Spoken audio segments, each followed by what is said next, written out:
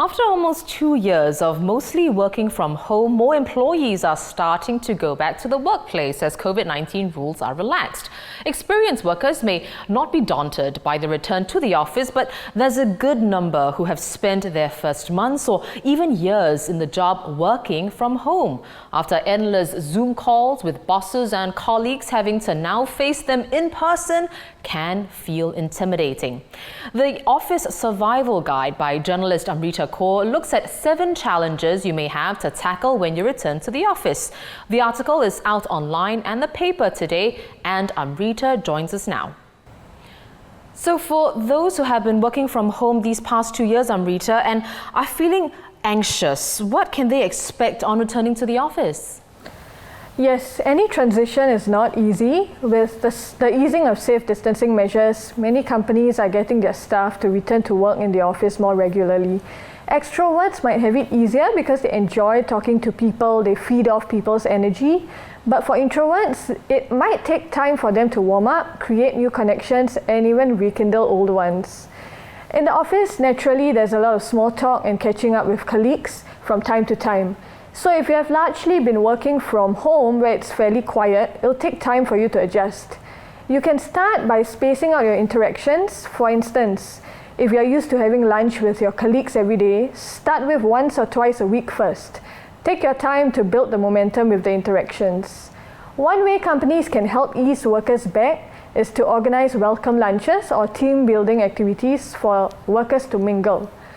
Another common transition workers have to make now is to focus on work with distractions in the office. Again, if you have been working in a fairly quiet space at home and now you have to deal with colleagues speaking often and loudly near your desk, it can be quite a pain. If your office has different spaces like a library, quiet room or a meeting room for you to work from, choose the right one for the work you're doing. Alternatively, you can also ask your colleagues to lower their volume or move to another spot such as a meeting room or a pantry. You might also want to try using headphones to block out the noise, but use them in moderation because you don't want to be seen as an antisocial person. Well, Amrita, you raised another interesting point in your piece that remote working has changed the dynamics of how colleagues interact. So does returning to the office also mean the return of office gossip and backstabbing? It is a classic hazard of office life.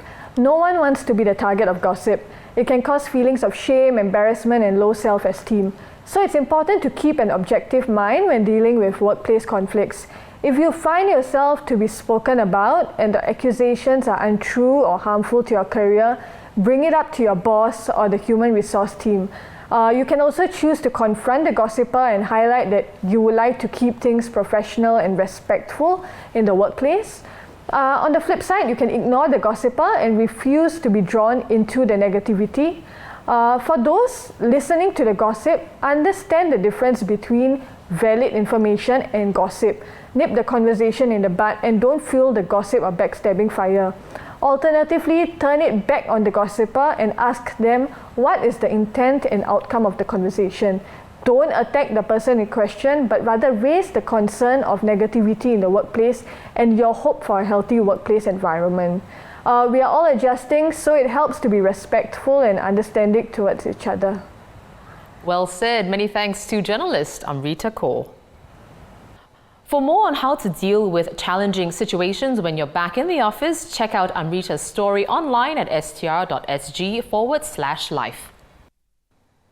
Thanks for watching. Be sure to subscribe to the channel and hit the bell icon to be notified of new videos.